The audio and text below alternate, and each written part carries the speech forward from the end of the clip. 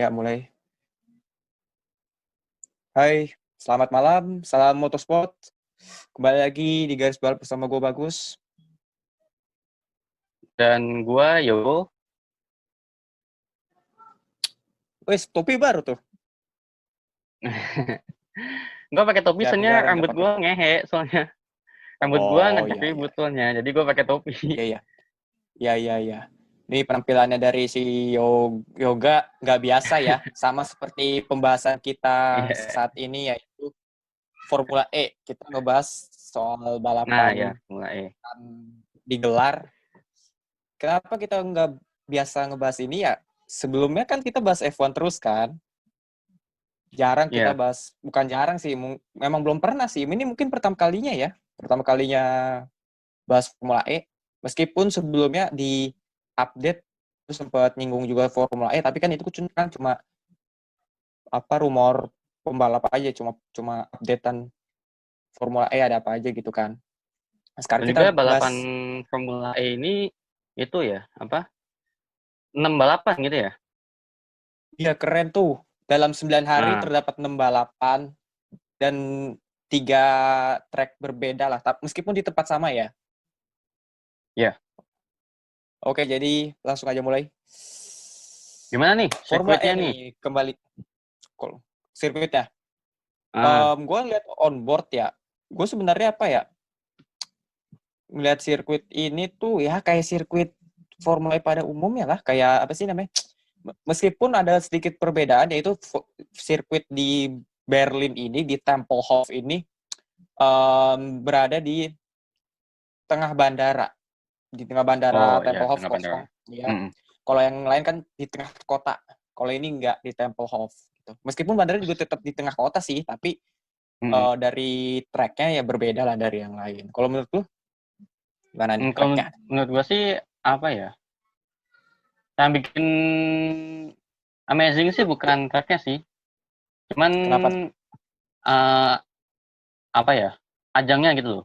Kan soalnya kan ada 3 ya, balapan yang Iya. ada pokoknya di antara 3 balapan itu, maksudnya di antara 3 macam sirkuit itu ada sirkuit yang rutenya tetap, sama ya ada yang rutenya rute kebalikan gitu kan ya. Oh ya, pada Iya kan? balapan esok ya, pada balapan esok Nah, hmm. em, itu sirkuitnya tetap sama di Tempelhof, tapi berlawanan dengan arah jarum jam. Biasanya kan sirkuit Ah ya, balapan itu selalu berada di arah jarum jam. Kalau ini berlawanan dengan jarum arah jam. jarum jam. Ah, Untuk perlawanan. balapan besok ya, untuk dua Jadi kita balapan kesan, tanggal 5 sama tanggal 6 ya, itu berlawanan dengan arah iya, jarum jam. iya. Nah, Jadi kita untuk berarti bacanya tanggal mundur gitu berarti ya. iya, ya nggak mundur Ah. juga. Maksudnya apa sih namanya? Tetap tetap gas, nggak mundur kan. Cuma berlawanan aja dengan arah jarum Iya, jam. iya. Masa Formula E mundur? Heeh. Enggak lah. Iya. Dan tanggal 8 9-nya dua balapan lagi, sirkuit yang sama dengan tapi itu searah jarum jam. Nah, Nah, untuk searah yang ya. balapan balapan yang untuk yang ketiganya, dua balapan Itu ada lagi ditambahin apa tiket ditambahin tikungan gitu ya? beberapa tikungan. Iya, betul betul betul. Nah, ya. Oh ya, gue baru dapat kabar juga. Ini baru banget ya. Baru banget berapa jam yang lalu, berapa menit yang lalu. Ketua kepala timnya tim Mahindra, Dilbag Gil, kalau nggak salah namanya, positif corona. Dia satu dari 2 orang yang positif corona di Berlin. Saat ini sedang mengalami masa karantina. Ya, kita cuma bisa mendoakan yang terbaik. Semoga cepat sembuh untuk Dilbag Gil. Karena dia dibalik dibalik kesuksesannya ya di Mahindra itu iyalah yang paling berperan besar dalam tim ini gitu. Jadi langsung aja dan juga ada pergantian pembalap ya untuk Formula E di Berlin. Gantian pebalap ya. Iya betul. Di pergantian pembalap yaitu dari tim Oh Geox ya, Tim Dragon Dragon. Racing, um, Brandon Hartley di Depak diganti dengan Sergio Sete Camara. Lalu ada Alex Lin yang masuk menggantikan Oh, Lin, Pascal ya. Wehrlein. Pascal Wehrlein di tim Mahindra. Lalu ada Daniel Up yang menggantikan King Hwangma kalau nggak salah ya. King Hwangma menggantikan Daniel Up yang di tim Nio menggantikan King Hwangma. Lalu si siapa? Tim Audi memanggil Rene Rast untuk menggantikan Daniel Up yang di Depak. Nah, menurut lu gimana nih? Lu yang lihat gimana nih? Siapakah yang akan bersinar di Tempelhof ini? 4 pembalap baru ini. Nggak baru juga sih, Alex Lin udah cukup lama di Formula E. Udah pernah juga, tapi ada 2 pembalap deh. Sergio Sete Camara sama Rene Rast yang baru. Lin ya, karena dia lebih pengalaman kan. Iya. Sama mungkin Sergio Sete Camara kali ya. Yang punya Sete kandidat Camara buat cukup berbakat lah. Minus Dan juga kalau si Up sih gue kurang begitu untuk dia kandidat menangnya kurang ada lah gitu kalau Up. Oh, Itu lebih ke enggak. kalau nggak Lin atau Sete Camara. Lin atau Sete Camara ya. Kalau gue sih ya enggak sih. Apa sih namanya? Ya kita lihat aja bagaimana sih. Tapi kalau menurut gue ya yang akan bersinar sih ya Lin. Karena Lin cukup pengalaman di ajang ini. Udah pernah juga membalap di tim sebelumnya, yaitu di tim Virgin Racing kalau tidak salah. Lalu si siapa namanya dan kalau untuk Daniel Up menurut gua enggak ya, soalnya tim Nio ini bener-bener tim yang paling bawah dan Iya, paling bawah. mereka sudah nyerah terhadap King Hwangma. Meskipun tim ini dari Cina, tapi ya tetap untuk mendepak King Hwangma. Nggak akhirnya ya udah panggillah Daniel Up, mumpung Daniel Up lagi kosong kan, habis didepak dari Audi. Iya. Dan juga ini akan menjadi balapan yang pembuktian lah untuk Audi Sport. Kenapa? Karena di musim ini Audi Sport ini nggak seperti Audi Sport yang kita tahu, yang istilahnya memenangkan balapan dari Lucas Di Grassi, dan Lucas Di Grassi benar-benar tahun lalu ya? cukup susah payah untuk dia. Tahun lalu memenangkan balapan kan si Lucas Di Grassi. Yeah. Dan juga ini ya tuan rumah lah gitu loh. Audi Sport ini tim tuan rumah di Berlin, Jerman. Jadi ini akan jadi pembuktian juga siapa yang akan menang. Apakah Lucas Di Grassi bisa mengulang best performance-nya dia seperti musim lalu apa tidak gitu. Kalau menurut lu gimana? Kan ada pasti ada faktornya lah. Ini tim tuan rumah Audi Sport ini. Iya. Mungkin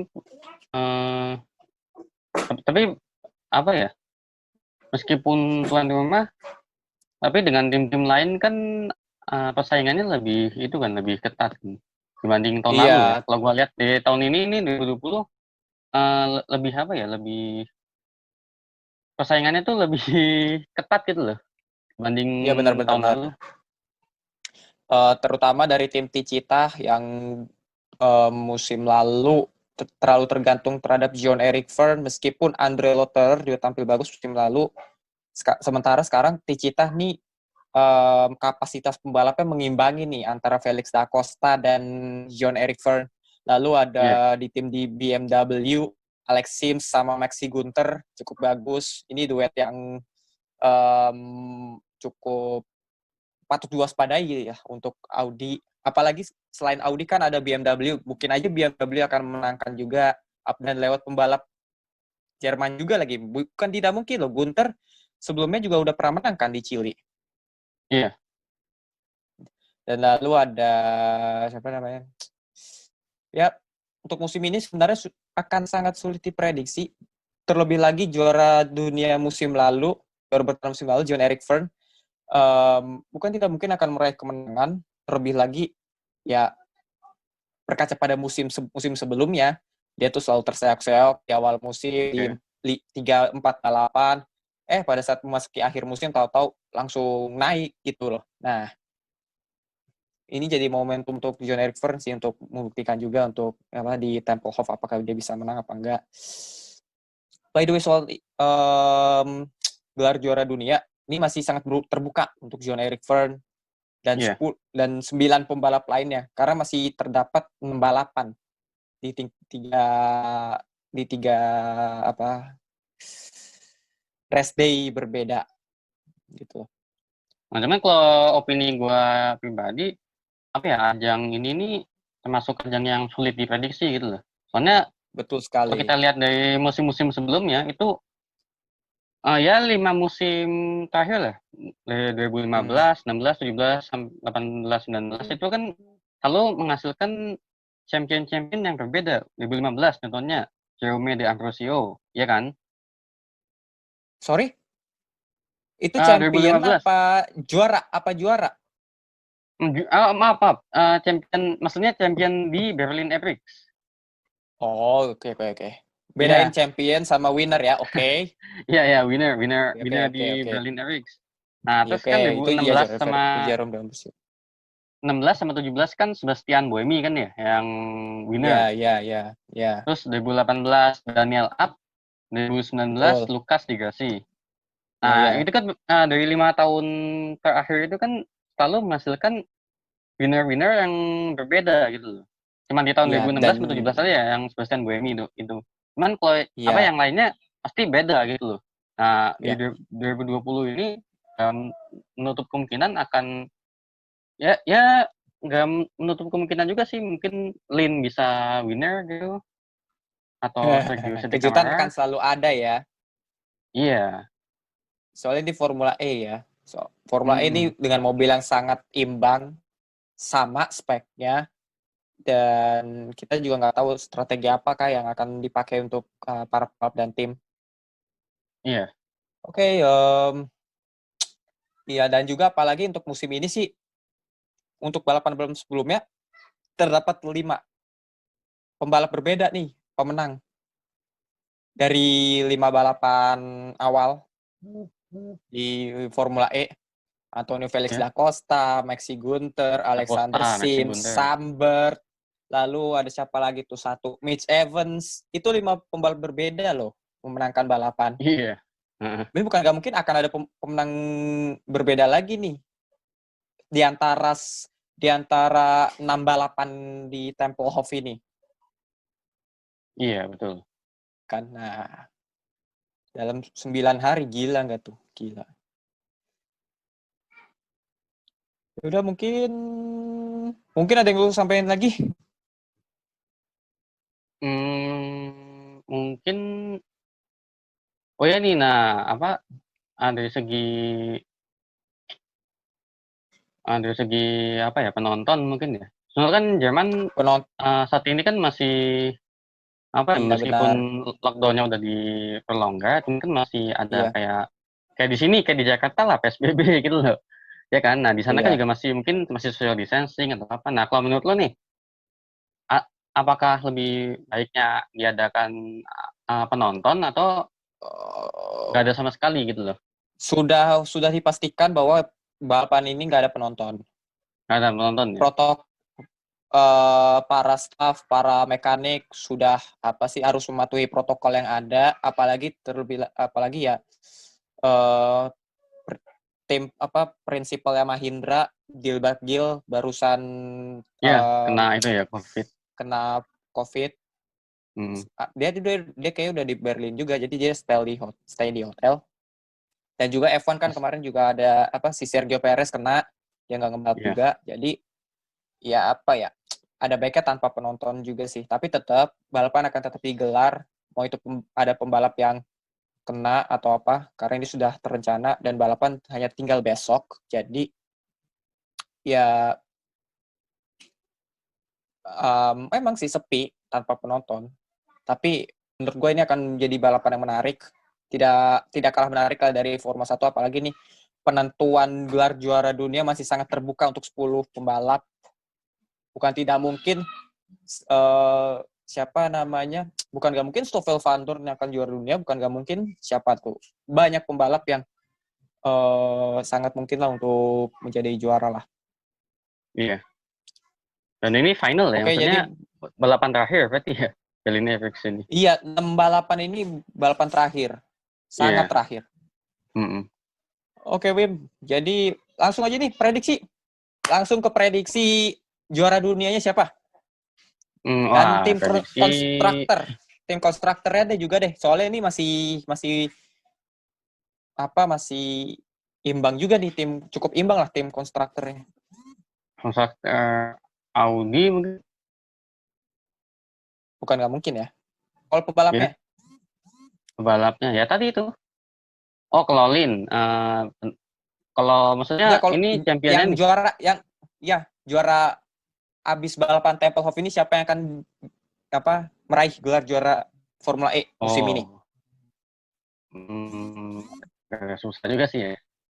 Ya susah karena 10 pembalap ini masih Iya, berkesempatan untuk iya menang. makanya di apa Sete Kamara mungkin ya barangkali yang Yakin loh? Juara ya, makanya kan. dunia, bukan pemenang. Bukan pemenang. Oh, soalnya champion dari misalnya champion Formula E musim ini, musim Keseluruhan. Iya. Kan keseluruhan. tadi gue udah bilang. keseluruhan Allah. keseluruhan Kan tadi gue bilang. ya sorry, maaf Pak. Keseluruhan siapa ya keseluruhan ya? Ya kan, kita bukan versi lu. Di lima besar ada Felix da Costa, Maxi Gunter, Alexander Sims. Lalu masih ada Sambert juga masih sangat mungkin. Asalkan ya jangan kepleset aja di sini saatnya momen di mana para pembalap jangan kepleset udah gitu aja. Sambert, antara Sambert atau Da Costa. Mitch Cuman gue Evans. lebih ke Da Costa sih, lebih ke Da Costa sih. Iya, Felix Da Costa. apalagi Da Costa memimpin klasemen ya, dan juga dalam hal konsistensi dia mencetak podium ya, iya dia yang paling konsisten di podium. Nah Juga di kalau dari gue sih, iya benar. Nah sementara sih kalau dari gue ya, Mitch Evans di Mitch Jaguar. Evans. Meskipun di tim Jaguarnya sendiri juga terlalu bergantung pada Mitch Evans, rekan timnya James Calado juga nggak bisa berbuat apa-apa, tapi menurut gue Mitch Evans akan meraih gelar juara Formula E musim ini. Tapi Prediksi lo berarti akan Mitch ada Evans ya? ancaman. Iya, tapi akan ada ancaman dari Jean-Eric Vergne. Karena ini Ya. ini ajang bagi dia, jangan kepleset deh lu di sini. Apalagi di musim-musim sebelumnya kan dia juara di 5 atau 4 balapan kan dia terseok-seok.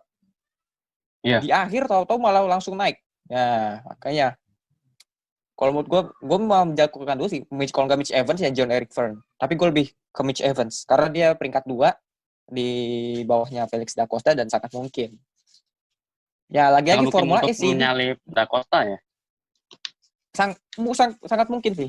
Dan juga lagi-lagi ini Formula E berkaca pada musim lalu, seperti misalnya deh musim lalu Sebastian Buemi berada di peringkat 9.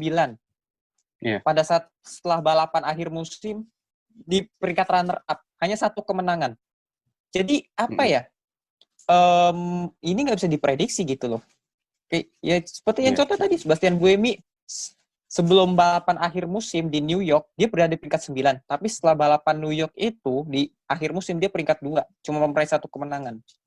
Jadi kita nikmati saja, tapi yang seperti yang kita bilang tadi itu hanya prediksi kita.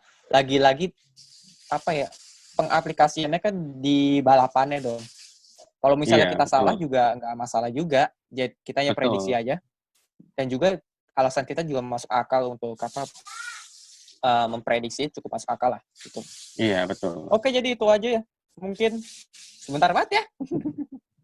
Sebentar banget. Kayak biasa aja. Tapi nggak terasa udah hampir 30 menit loh. Iya, mungkin lah. Ya, nggak tahu sih saking ada apa ya? berapa. Saking fantastisnya dunia motorsport kali ya. Mungkin ya. Ya, pesan gue ya nikmati saja. 6 balapan Formula E ini dalam 6 ya. 6 balapan Formula E ini dalam 9 hari ini. Ya. Enjoy the race dan jangan lupa like dan subscribe karena kita butuh juga. Komen juga, Dan jangan lupa. komen juga, komennya negatif karena kita menyebarkan konten negatif kok negatif, konten positif. Wah, Salah ngomong, negatif. maaf salah ngomong karena kita Konten menyampaikan negatif. konten yang positif bukan yang negatif. Kalau misalnya Anda cari yang konten negatif ya jangan di sini gitu loh. Konten negatif ya. Oke, Kok kata jadi itu ini aja. channel politik? Wim, jangan mulai. Ya, santai. Jaga ya. Ya, santai. Oke, jadi ya jangan lupa like, subscribe ya, share ya, sebarkan ke teman-teman kalian. Siapa tahu teman kalian diam-diam ada yang fans motorsport kan. Oke, jadi itu dari gua Bagus. Gua Yogo. Ya, sampai jumpa di episode garis balap selanjutnya. Episode berapa? Episode 9 ya? Selanjutnya, gue lupa. Ya, 9 kira-kira itu, itulah pokoknya. 9 itu apa ya? Review ya? Review? Insya Allah kita akan bahas apalah pokoknya nanti. Lihat aja nanti pokoknya like, sub, dan share. Oke. Ya, oh iya, sama dari penonton misalnya mau ada itu, misalnya mau ada request, tulisannya di kolom komentar. Betul deh. Salam Motorsport. Ya. Salam Motorsport ya. Ya.